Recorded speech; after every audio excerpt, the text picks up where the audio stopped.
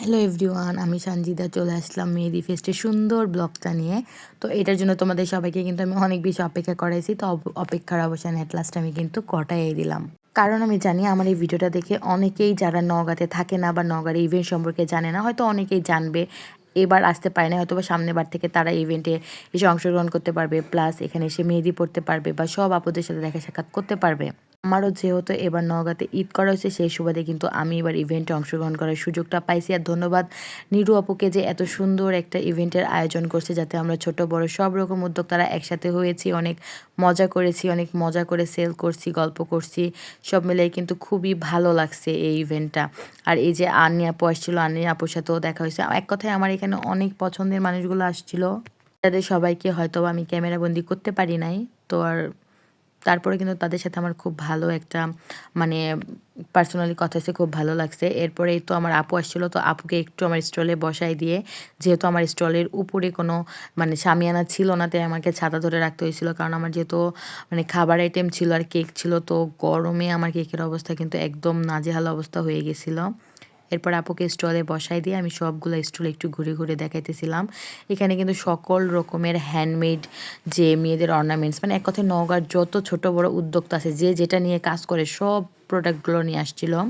যেমন এখানে হ্যান্ডমেড চুড়ি, কসমেটিক্স, হ্যান্ডমেড মমগুলা, এই মমগুলা কিন্তু অনেক বেশি সুন্দর আর আকর্ষণীয় ছিল। কিন্তু লাস্ট সময় এসে আমার স্টলে বেচাকেনা এত বেড়ে গেছিলো যে আমি আর লাস্ট সময় যে কিনতে পারি নাই, আর আমাদের টাইমটা ওভার হয়ে গেছিলো। এখানে কিন্তু অনেক রকমের পিঠা ছিল, জুস ছিল, আর এখানে সব রকম আপুরা আসছিলো, তাদের কিন্তু মেহেদিগুলো সেল করতেছিল, সব কিন্তু ছিল অর্গানিক মেহেদি।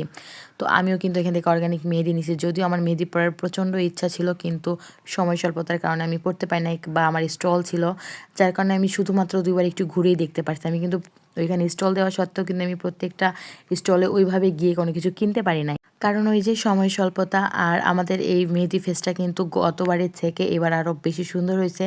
তো ইনশাল্লাহ সামনের বছর থেকে আরও সুন্দর হবে।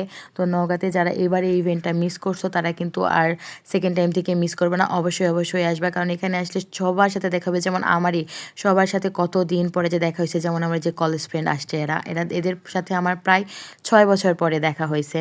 তো ও আসছিল, এসে আমাকে এখানে মানে আমাদের দুজনকে তালে শ্বাস খাওয়াইতেছিল, অনেক গল্প হয়েছে, ভালো লাগছে। এছাড়া অনেক পরিচিত মানুষ আছে, পরিচিত মুখ বা স্কুল ফ্রেন্ড, কলেজ ফ্রেন্ড, যাদের সাথে দেখা হয়েছে, যাদের সাথে দীর্ঘ 7-8 বছরও দেখা হয় না, এরকম হয়েছে। তো সবার সাথে দেখা হয়ে কিন্তু খুবই ভালো লাগছে, মানে অনেক ভালো সময় কাটছে। তো মেন উদ্দেশ্যটাই ছিল কিন্তু আমার যে সবার সাথে মানে দেখা হবে, সাক্ষাৎ হবে, সবার সাথে পরিচয় হবে, সম্পর্কটা আরও ভালো হবে, এই জন্য। তো এখানে কিন্তু আমার অনেক পছন্দের মানুষরা আসছিল। যেমন এই যে এই আপুটার কথা বলি, এই আপুটা কিন্তু অনেক বড় একজন সেলিব্রিটি আপু, যেটা হয়তো আপুকে যারা চিনে তারা হয়তো জানে। তিনি কিন্তু মানুষ হিসেবে অনেক ভালো, আমি শুনছিলাম। তো ফার্স্ট টাইম তার সাথে কথা বলছি, আমার খুবই ভালো লাগছে। ধন্যবাদ আপু আমার সাথে এত সুন্দরভাবে সময় দেওয়ার জন্য। এরপর আরও অনেক আপুর আসে, সবাইকে হয়তো বা ক্যামেরা বন্দি করতে পারি নাই। তো তারপরেই তো আমার বাবুরা চলে আসছিলো, যেহেতু আমি মা, সবার উপরে আমার চাহিদা থাকবে এইটাই যে আমার বাচ্চাদেরকে আগে ঠিকঠাক মতো খাওয়ানো। যেহেতু আমি সকালে খাওয়াই আসছিলাম, আর আমাকে ছাড়া ওরা দুজন কিচ্ছু খায় না, তার জন্য বিকেলের দিকে আম্মু ওদের দুজনকে নিয়ে আসছিলো। পরে কাছে আমার একটু ফ্রেন্ডের বাসা ছিল, ওইখানে গিয়ে আমার ওদেরকে খাওয়াই আনা লাগছে। ওই যে মায়ের দায়িত্ব তো সবার আগে। এরপরে ওইখান থেকে স্টলে এসে তারপরে আমার প্রায় সব কেকই সেল হয়ে গেছিলো।